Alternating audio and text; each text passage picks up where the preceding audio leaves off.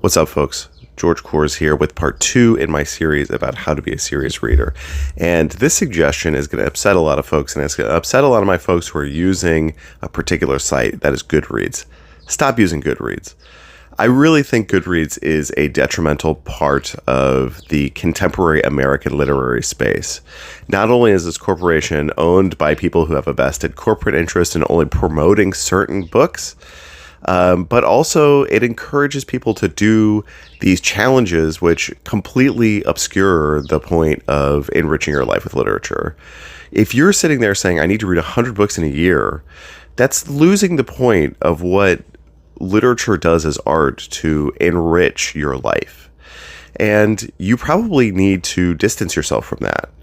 There are other ways to keep track of the novels that you read. There are other ways to keep track of the feelings that you have about the novels that you read.